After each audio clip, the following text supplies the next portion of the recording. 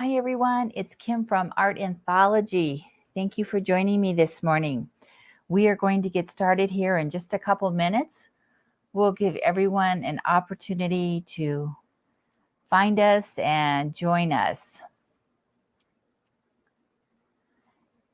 We're going to be using our Gilder's Paste Wax again today, doing something totally different from the way that we used it last time when we were using it on our embossing folders or our embossed cardstock.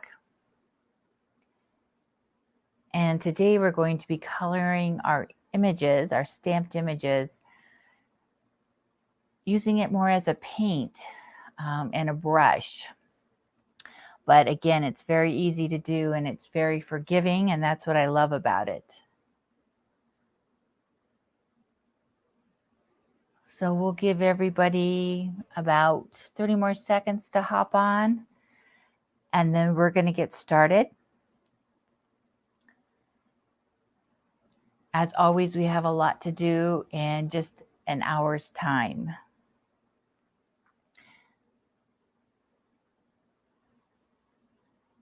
So just a few more seconds and we're going to get started.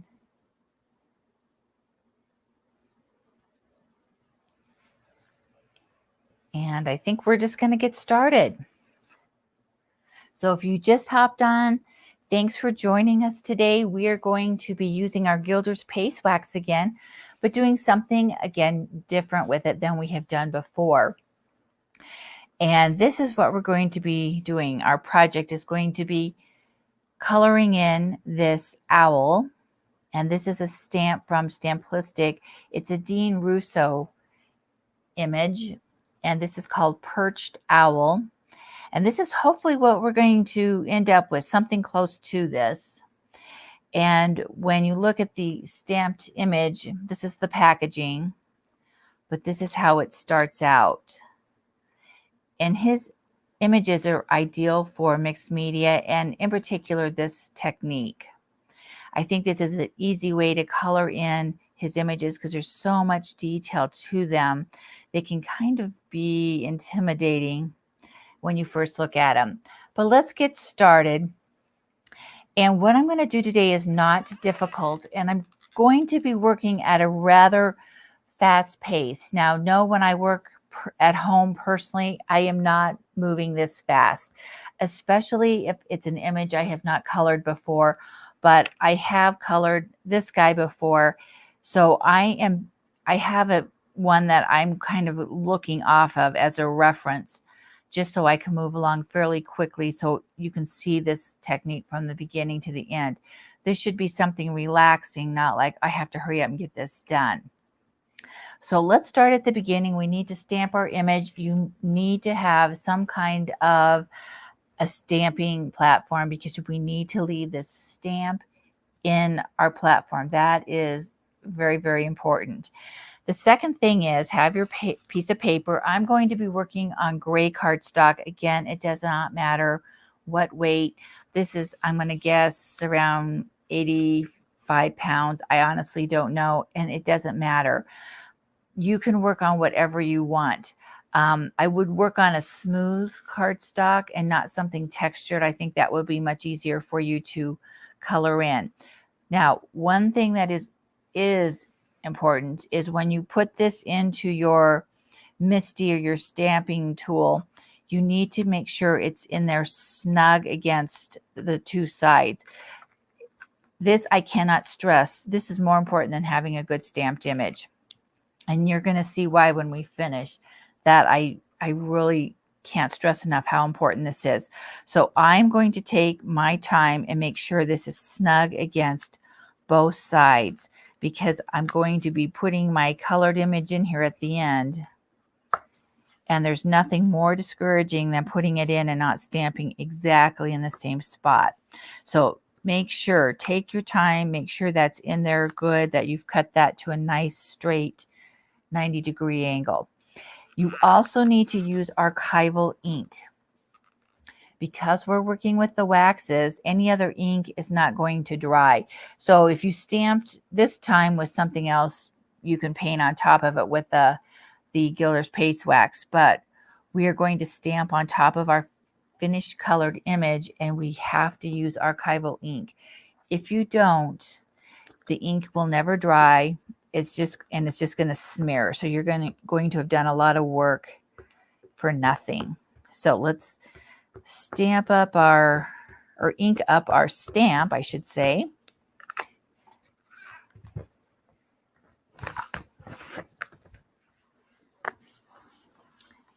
And I want to get a good stamped image so I can see it. And the gray paper will allow you to see what I'm doing, and it will allow me to see what I'm doing. And then I will share a couple other tips on altering your background. So that is a good image, and we're going to just get started with that. So let me take our perched owl out. And we're going to get started.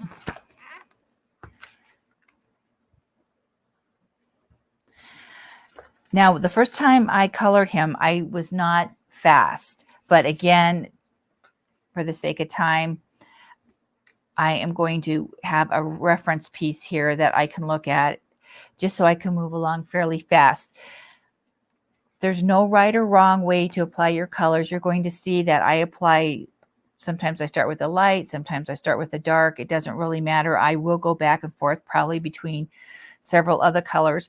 Today I'm going to start with the canary yellow, and I am going to use a little brush. There's no way I could use this, and my fingers are too big. So you need some kind of a small, somewhat stiff brush, a small stencil brush. These are actually Wet n Wild eyeliner brushes that over time I've collected, and I have one that I've marked for each color because I don't clean these up when I'm done. I just wipe it off on a towel real good. So my wax, I don't want it too stiff, and I do have my mineral spirits here just in case I need to soften something up. Again, this is kind of a personal preference. Each time I do it, it's a little different. Sometimes it's like too stiff, so I'll put just a little bit of mineral spirits in. We'll just kind of see today if I feel like I need it softer or if I want it stiffer. And I'm just going to put in a little yellow, or canary yellow, I should say. And each time I do this, it's a little different, depending on how much wax. Do I have a heavy hand? Do I have a light hand? And this is not going on real good.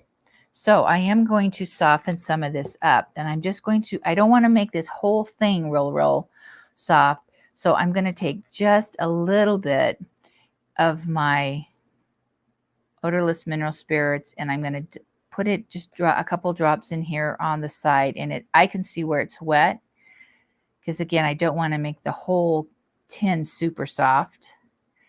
And I'm just going to kind of roll it around, and this is what I like. I can just soften up a little bit, and now I'm going to just stick my brush. I'm not even going to take my little stick and mix it in. I'm just going to pull a little bit up, and hopefully that softened it up a little bit. Maybe you can see where it's wet. I'm just going to work some of that into my brush. And this will make it go on a lot thinner, more like paint and less like wax, but know that it is still wax. And I'm going to turn this around and do my moon. Now the wax does stay soft, so it will blend. And the only thing that I'm trying to do is stay within the outer line.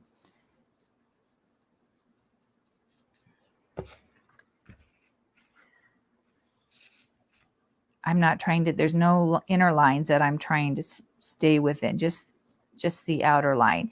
And that is important if you're going to leave it on this piece of cardstock. If you're going to cut it out, then that's not as important. And this is just a color I think I do need to soften up here. But there we go. Basically, I use the yellow for the moon. And then I'm just going to take my towel and wipe this off. And this way, the color won't accumulate. And it will dry. And on some of these, you'll see where I just brush it off before I use it. If it's a little stiff and that dried wax just kind of comes out. Okay, so the next color we're going to do is the rust. And I like to use the rust. It's kind of a darker orange for me. That's how I'm using it. So let's go ahead. And I'm just going to apply some in various areas. And I do want my colors to mix. So I don't want to be too chintzy with putting it on. And I might be covering up some of my lines. Sometimes it depends on the cardstock, how much it seems like it covers up some of my lines. But again, this is going to all hopefully be blended. And you'll see kind of there in the yellow how that's blending.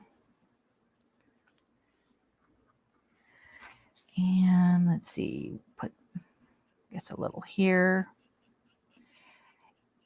The first time I painted this, I did not go near this fast. And normally when I would paint him, I would take my time so that I get a good coat down and I stay in the lines, just that outer line. Now, I do stay away from the eyes just because I'm going to go back with like my Copic marker and color that in, and the wax is not the best thing for my Copic marker. So I have found it best just from trial and error, stay away from the eyes and go back with a Copic marker. And I will warn you, as I work on this, it's going to get uglier and uglier as we go along. Because again, I'm just coloring over lines. We're going to lose all that, those nice sharp black lines. Okay, we'll just put a little here. And again, every time I do this, it's a little different. So there's no right or wrong. And the other great thing is you can keep working on these for as long as you want. So we're going to see how far we can get on this one.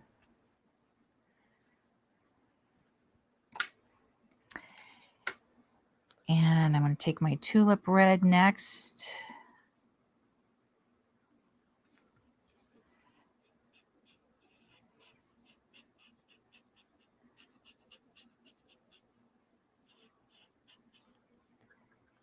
And I'm pretty generous with the Tulip Red.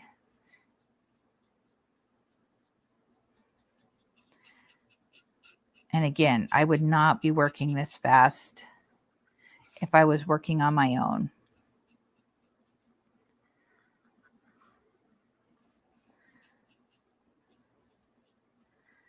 But you can see why it's helpful to have a smaller brush.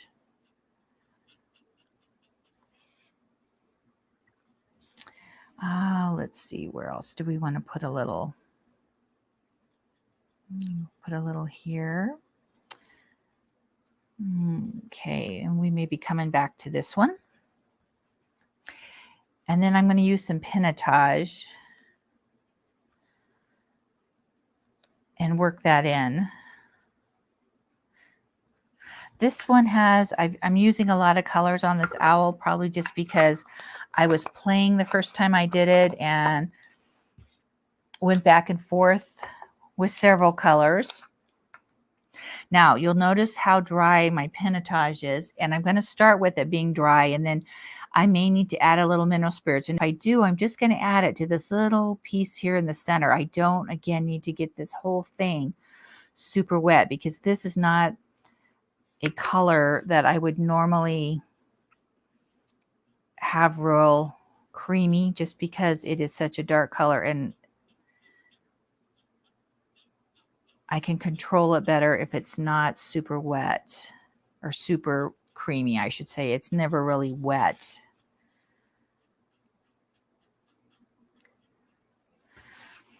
And if I can kind of dry brush stuff out to mix it, I like to do that as well. So I don't have these like hard lines between the different colors of wax. And that's something that just, you know, takes a little time. I'm just coloring it really fast today.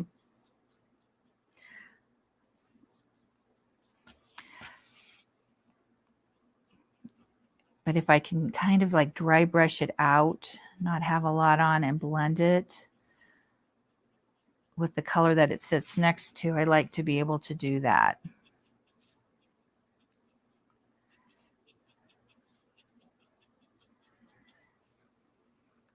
And let's put a little down here.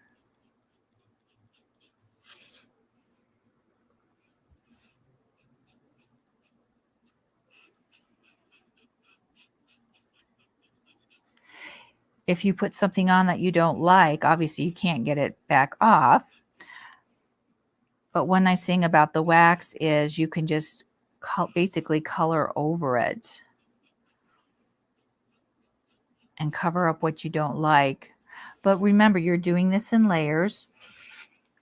So maybe add another color to it and just try to blend that in.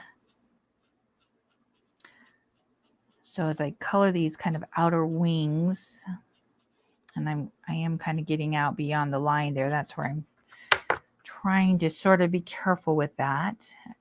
Now, again, if I cut this out, it doesn't really matter. But this is maybe where, like down here, I would try to have a little drier brush and kind of blend it into the rust color because they are soft, so they will blend. And let me get his little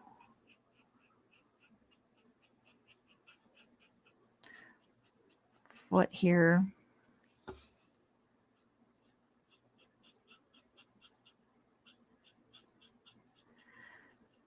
Now, when I do use the waxes to paint a stamped image, I do have a big debate with myself about what color should I use.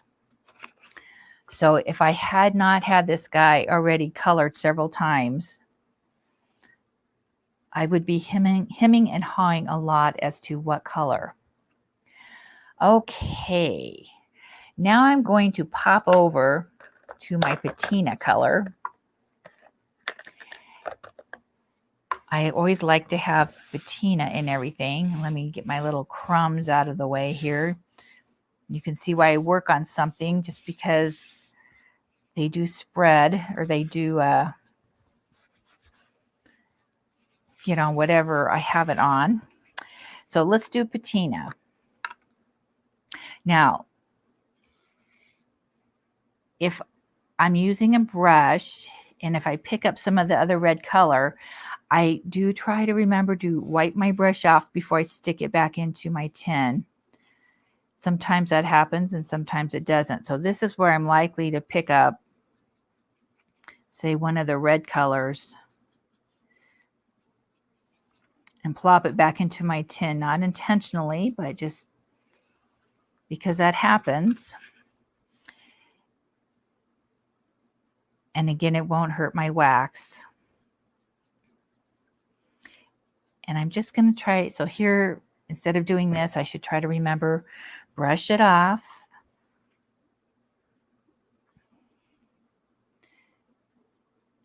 And I want to try this. I have a little dark there, but I want to try to just work it in. so it doesn't look like I just have this line of patina there. And I'm just trying to use a light touch.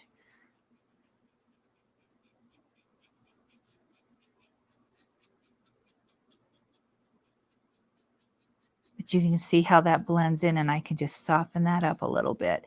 Now I could go back, and I will be going back and using my rest because I want to blend in on this side. But you can see how much softer that is just with a lighter touch, less wax than it is on this side. All right, let's see here. Let's put just a little bit down here. And the patina kind of brings back in some lightness to this because I don't want it so dark. It needs to have a couple areas where there's more contrast. And it pops.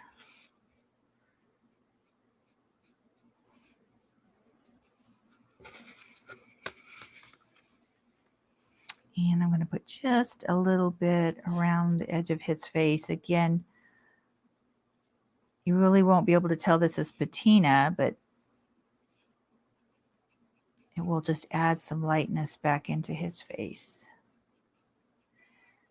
And I am going to try to blend that out a little bit. And I have very, very little wax on my brush.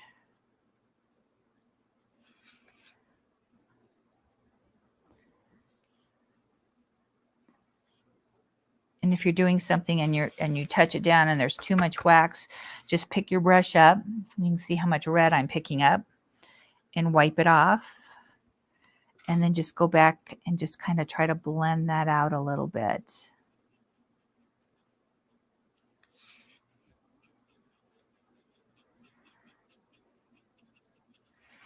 And I know he's not looking too great right now because, again, we're losing all those lines. And that's okay. Let's see, I'm going to put just a little bit here.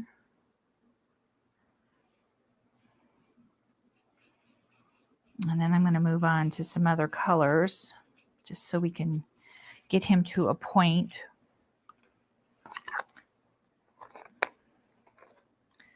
where we can get him finished off. Now, the next color I'm going to take is Sandalwood. So now I'm going to be using kind of colors just to finish off, blend in, add some shadows, and then I can see I need to go back to Pinotage to do his beak. So I'm going to just use the Sandalwood, and this is just a good neutral color to kind of fill in some areas, blend some areas. So if I had some spots where like, oh, I'm not really sure what I want to do there, it just blends nicely with what I've got down.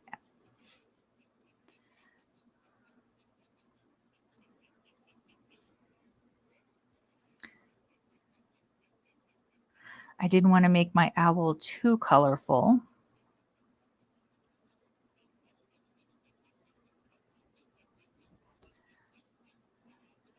And somewhat, I guess, realistic. He's probably a little more colorful than other owls that are out there.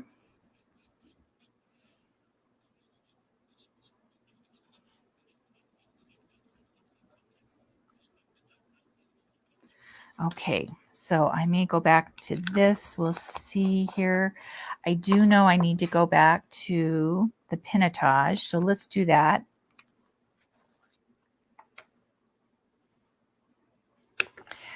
I want to do his beak in this one little spot here.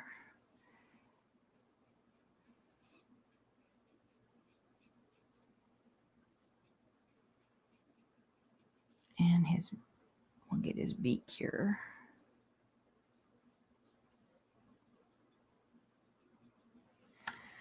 Okay. And then I had left this area open here intentionally because I'm going to go back with my rust because I wanted to get that patina down and I want to try to blend this in.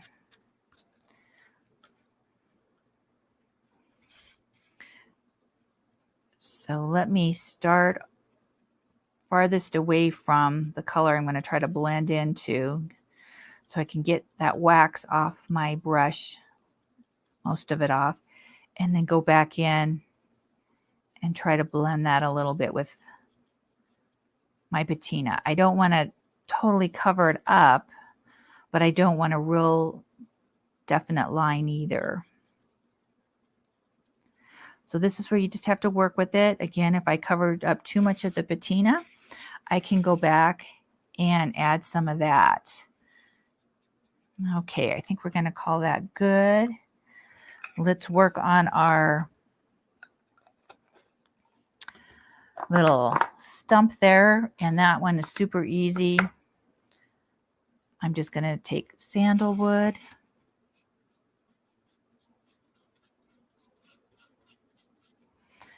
and just literally load up my brush.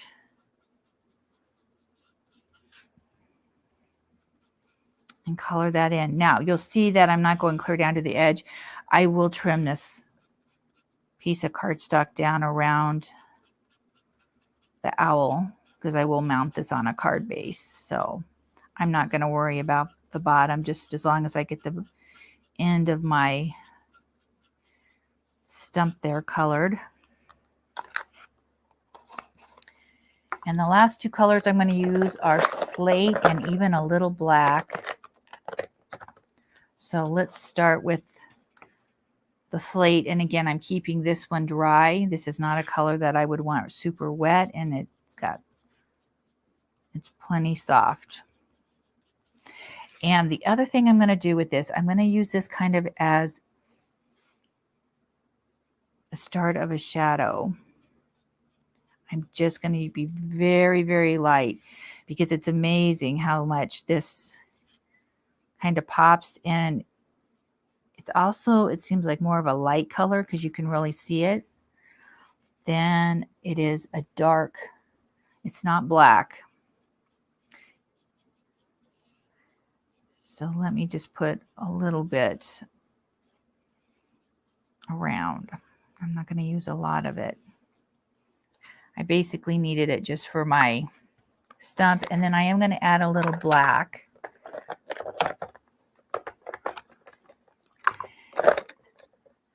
And black I keep very, very dry because, again, I don't want it just to take over. You can see how dry it is, but it's plenty creamy for what I need. So this is where I'm going to just go in and very, very lightly. I mean, I'm barely pressing down on this brush. Add where I think there would be like a shadow. And I'm just trying to keep this along some of the lines. I'm always amazed at how little you need on your brush for it to show up, and very, very little pressure. And I am going to do it around his, what I'm going to call his neck.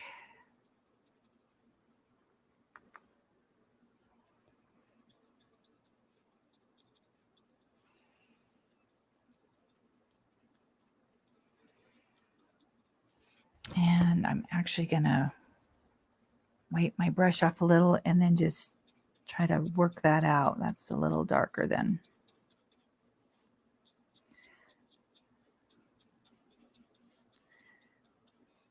Kind of blend that in with the waxes below just so it's not quite so dark.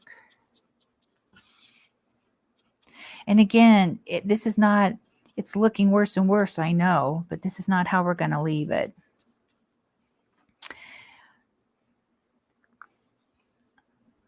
Let's see, I'm going to put just a tad bit more down here, and then we'll add a little black to our little wood stump.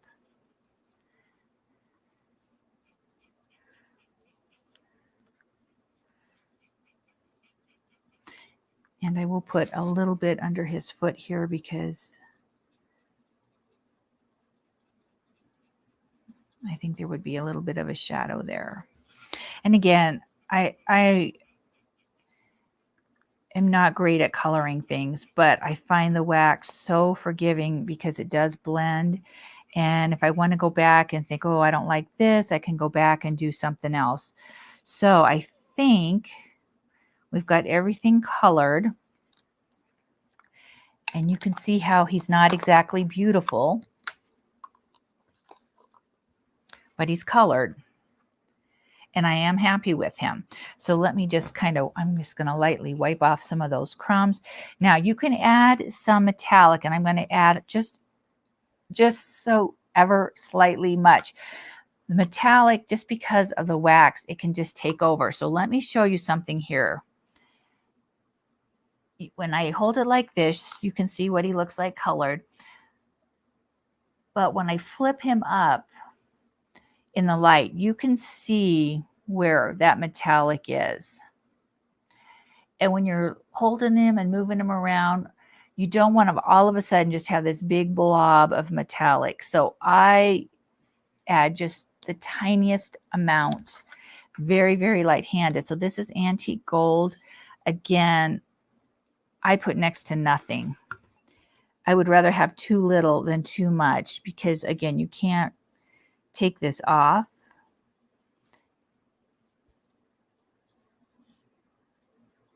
So usually I have to kind of go work it in a little bit just because I have so little on here. I'm so afraid I'll just have this big blob of metallic, and that is not what I want. So I'll probably have even less on this one than the one I just showed you. You can always go back and add more, but very difficult to go back, and you can't really remove it.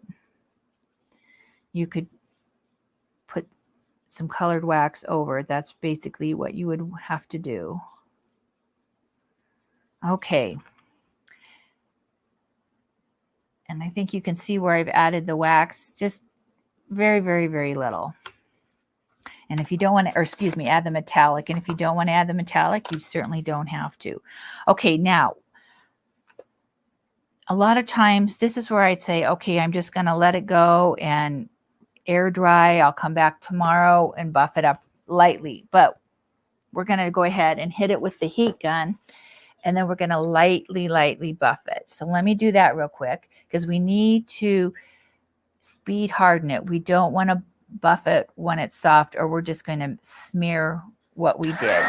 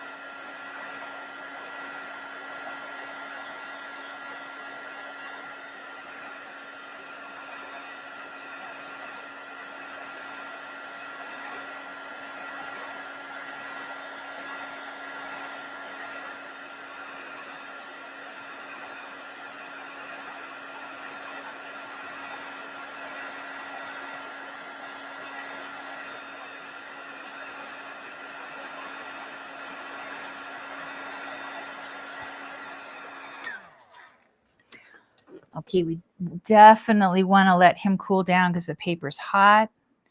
And then we're going to just gently, gently buff him. Now, a lot of times there's something else that I do, and I'm just going to talk about this while we let this cool down. He pops pretty good because he is on gray cardstock. But when I was doing these on black cardstock like this one, I did put some Cosmic Shimmer, one of the gilding polish colors down. So you can kind of see the sparkle from that. And that way I could see the black image enough to paint it. But I needed him to pop. So I took my white wax, and as we know, mine is like so soft you could frost a cake with it. But when it was drier, I could pick up a little and then just go along and pull out. And I'm going to do this on something else just so you can see the effect. But this has a very, very light coat of the white around it. Now, you probably couldn't tell that But if you had seen it prior to the white on it, you could see how the white kind of made the background fade. So this guy's cool. I'm going to gently buff him, and we're going to talk more about that background in a minute. Now, I'm just going to gently go around. I'm not going to buff it like this. This is not the embossing folder. I'm going to just be gentle. I'm not pressing super hard. And I will find a clean spot when I move around.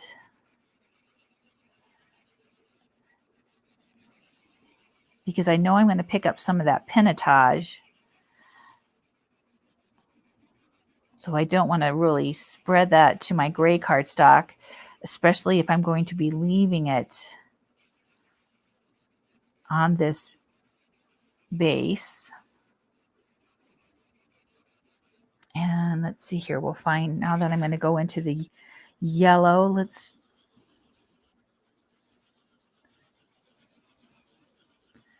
move around here. But this will give it that beautiful luster. And I am going to try to stay away from those eyes again. I don't want to smear wax. And if you do, you do it. Again, it's not a big deal. But since I'm going to take my Copics to it,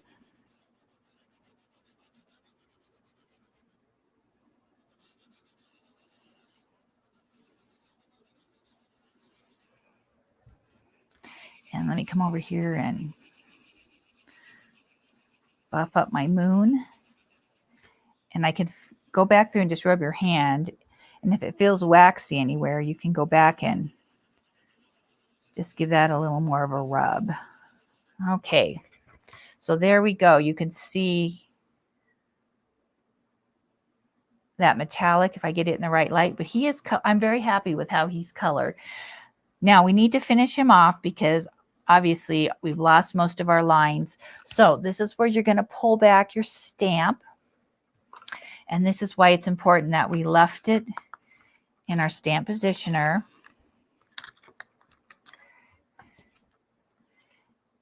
And I'm going to slide him in. And this is where I get nervous because I'm like, okay, we have a nicely colored owl. I want to make sure he's tucked in that corner good. Because believe me, I've done this a couple times where I've colored it up and then I stuck it in here and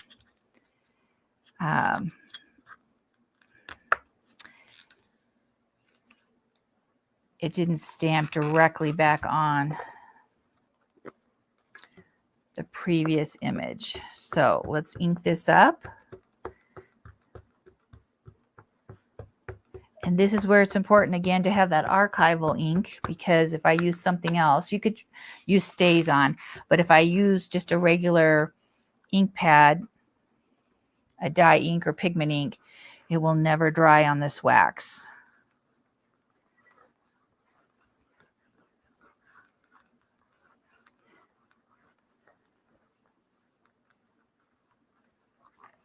Okay, and I'm going to press it down good. And again, if I need to, I can stamp it again. But this is our moment of truth.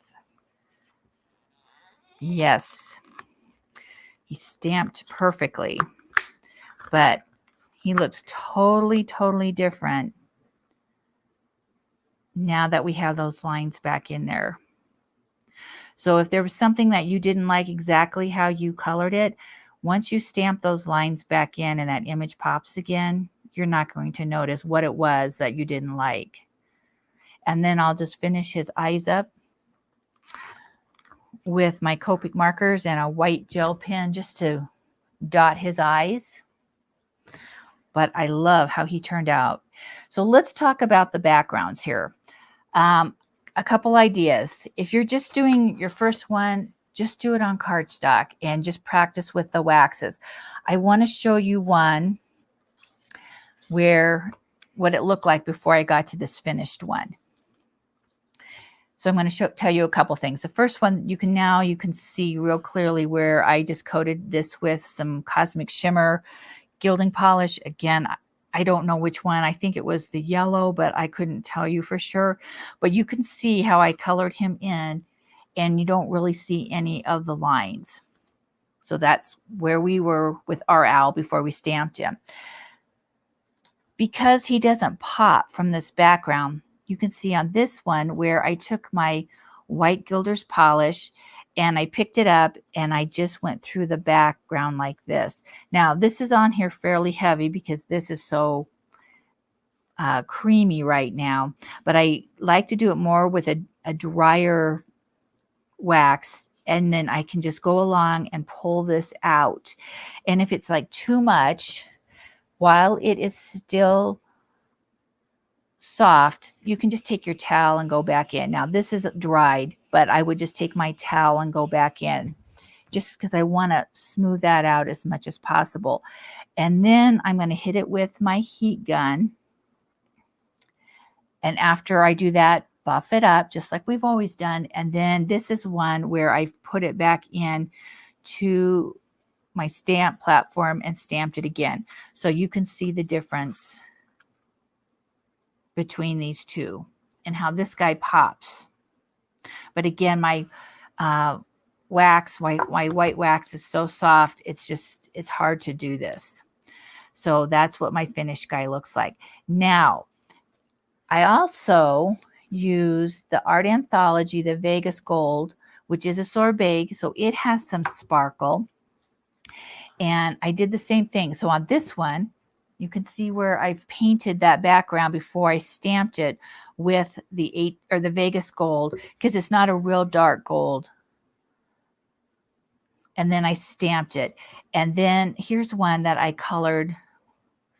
You can kind of see the paint on the background. I colored it, and then I did take my white wax and just went around. So you can kind of see the difference between these two. So I could still take my white wax and go around that. But he pops pretty good on this. And I might finish out my background a little differently. But you can put, if you want to put one of your paints down to color the background and then paint on top of it, you can. Know that this paint, though, because it's gel-based, it's kind of slick, and the wax goes on there just fine, but it has a little different feel to it when you are painting it. So just be aware of that. Different cardstocks, different finishes. The wax may go on a little differently. It'll still go on and stick per se, but it may blend a little differently, and it may go on thicker or thinner. There's just a lot of variables, but they still look great. So I want to show you quickly how we can use this technique. And I'm going to do it with something with, I guess we can call Frankenstein. We're going to color Frankie here. Now, I will not get him done in the remaining time, but I just want to show you a few things that we can do with him. So I've got him here in my Misty. So when I'm done, I'm going to leave this in here. And then when I'm done, I can stick him back in after we're done coloring him with the wax and do exactly what we did to put his lines back in. He's actually very simple, especially compared to what we just did. And I just want to show you a couple other things. Let me pull in a couple different waxes that I'm going to use.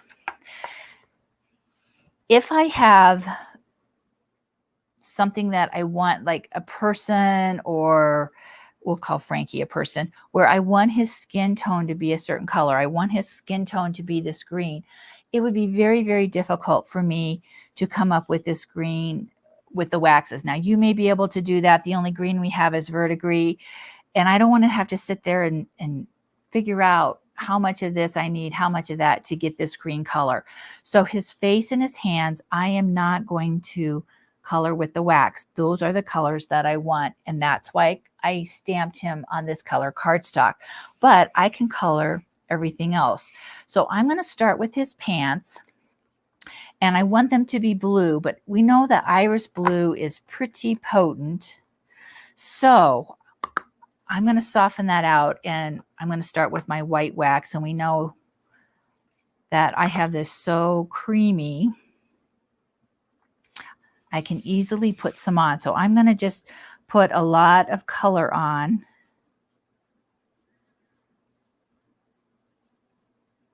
And you can make his clothes any color. He's going to go out on a hot date tonight, so we're going to dress him in something other than his normally drab colors. But I'm going to just go on and I'm going to be pretty generous because I'm putting this on first because I want to lighten that blue up, the iris blue. And I know that the waxes will mix. So let me just put this on, and I am trying to be somewhat neat. He's easy to cut out, and I'm going to show you a finished one here. We'll see how far we can get on him. I know we won't finish him.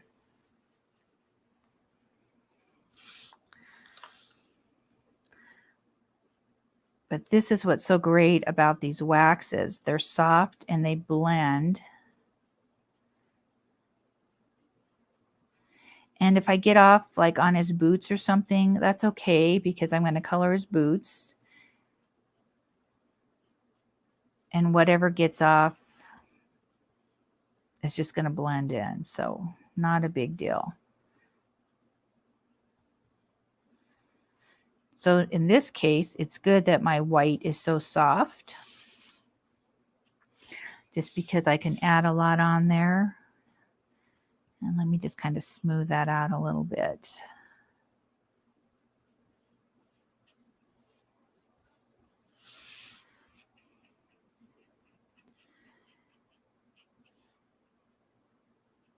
And you can add as many layers on, just depending on how many colors you have. You can add as many layers on of different colors that you want.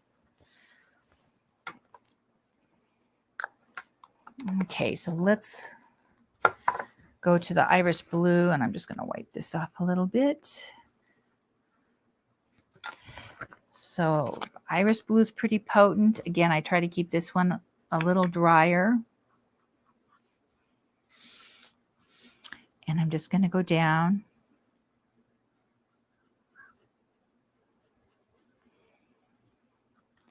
And I know I won't have this perfectly blended all the way down. And that's all right, because once I add those stamped lines, or stamp it again and add those lines back in there, the black lines, you're not going to be able to tell if this is perfect or not. And I don't mind that some of that white shows through, because realistically it wouldn't be just a solid color. It would have light reflected off of it as well. Okay, but look at how easy that blends into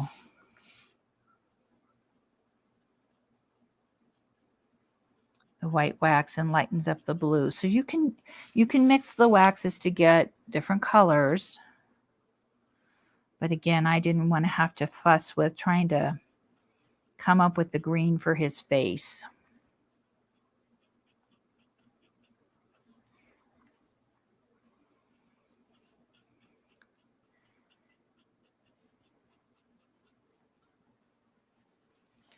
Okay, so I know the first time when I was doing this, I just did those two colors, and then I'm going to add patina, only because I know I added that, but that was kind of after the fact, after the first time I did him. So let me find my patina brush. I just seem to like to add patina for some reason on everything, even if it's just a little area. So I'm just going to add that in just a little bit, and I will try to remember to wipe my brush off here, because I know I'm going to pick up some of that blue. And I'm just going to try to randomly add a little bit in, just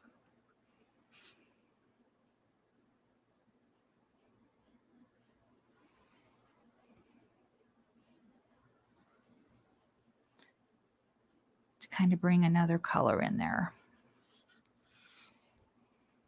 And again, I lost my line here between his legs, but once we stamp this again, once we're all done. Okay, so I'm going to leave his pants. And let's go up and work on his neck bolts real quick. I want to show you something there. So it's very tempting just to say, oh, those should be silver. I'm going to make those silver. But we saw how intense the metallics can be when we're painting something like this. And then we don't want those neck bolts just to stick out and that's all we see. So I'm going to color them with slate. And let me find my slate brush here. And I'm just going to pick up a little color.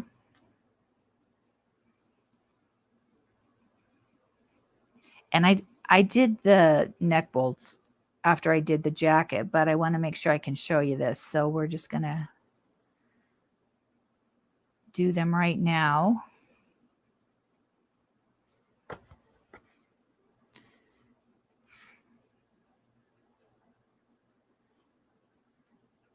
In fact, this is probably the last thing that I colored on this. So again, it doesn't really matter what order you do things. Now, those don't look very shiny. So let me add just a little bit of silver. But this way, it will get the shine of the silver without knocking us over because it's too silvery. So I'm just going to put at the top here,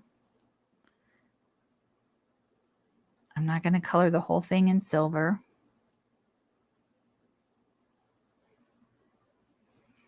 Just a little bit. So you can see that. So when I hold it like this, it doesn't knock us over. And then when we buff all this up, after we speed harden it and buff it, it will be a lot more subtle. Okay. I'm going to do the same thing with his belt.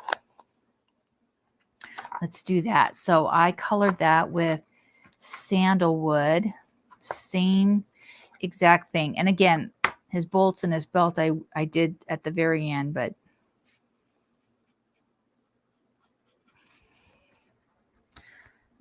just rub some of that dried wax out of there.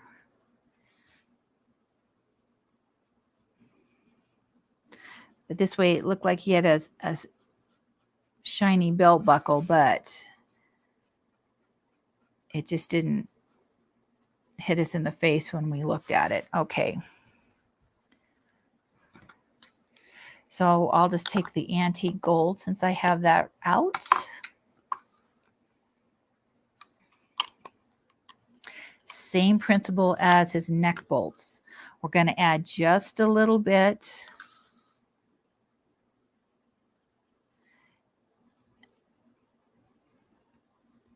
And I don't put very much on that brush. But you can see where I've added it to the top and the bottom here of his belt buckle. So when I buff that up, we'll see that metallic shine. But again, it's just a little bit. We know that it's a belt buckle. We don't have to have it knock us over, and that's the only thing that we see. Okay, let's work on his boots real quick.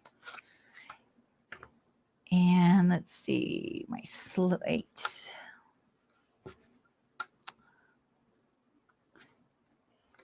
And you can see that he's going a lot faster than our owl because I'm not doing near as many colors overlapping, trying to blend. He's a lot easier. Now I am going to do all of his boots, so I'm kind of using the slate as like my base color.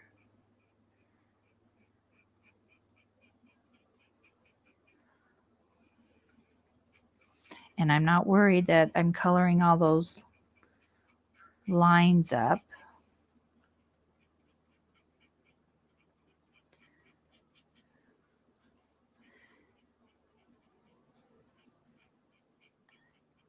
And this isn't a perfect coat either. I can still see a little bit of the green paper through it. That's okay. Actually, that gives it kind of a neat effect if it's not totally solid slate.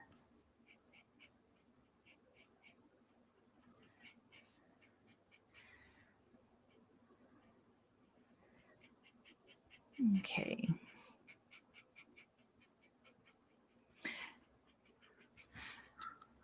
So I want to give a little more definition to these boots. So I'm going to take my black.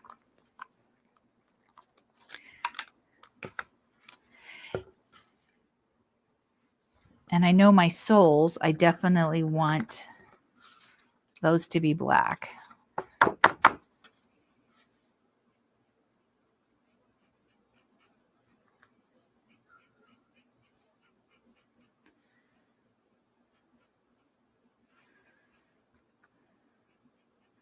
So I can put that down a little more generously. And now I want to put a little shadow from his boot cap back to the part that goes up his leg here. So let me use just a little lighter touch on that. And I just kind of want a shadow on this. Again, I don't want it to, it doesn't take much.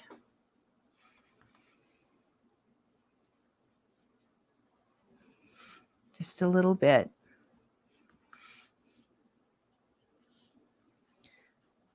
So I'm using a light touch and very, very little wax.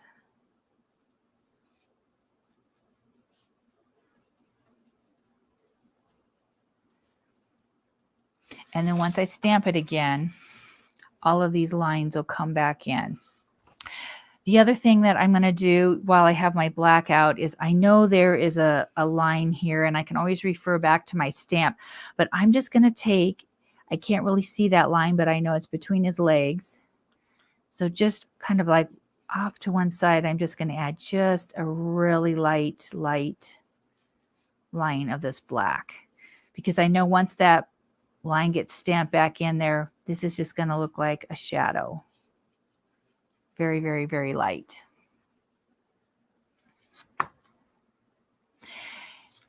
And I'm going to cut him out and put him on something else. If I have these little areas where I've kind of smeared some of my wax, I take like a white eraser, like that you would use for a pencil, and I just lightly erase some of those. So if you're going to leave this on the card base and you've got just a little bit, if it's a big smear, the eraser probably won't work so great. But I'm not going to go up along here. I'm just going to go like here where I've kind of smeared it and lightly erase that, and usually it will come out. Now, because I'm going to cut this guy out, I want to show you something real quick. This is what I would do if I wanted to make him pop. And I would not do it with black. I would do it with something lighter, but I want to show you that technique. I would just take, and you can see how dry this is and how I'm able to pull it out. But this is what I would do with my white wax if it wasn't so creamy. If I was working on a dark background and I wanted to make my image to pop. So this is what I would do. And again, it takes a little time to go around, but that is the technique I would use with a drier wax than what my white is right now. Okay, let me show you Frankie Finished. And this is my finished Frankie. So I colored him just as we were doing. Then I stamped him again. All those lines came back in. I cut him out, and this is a embossing folder. I just used it in several places on my background and then waxed that. So that is how to use your waxes to color a stamped image. So I hope you'll give that a try. It's not that hard. You saw how quickly I worked, and normally I don't work that fast. But thanks for joining me today, and we'll see you again next month.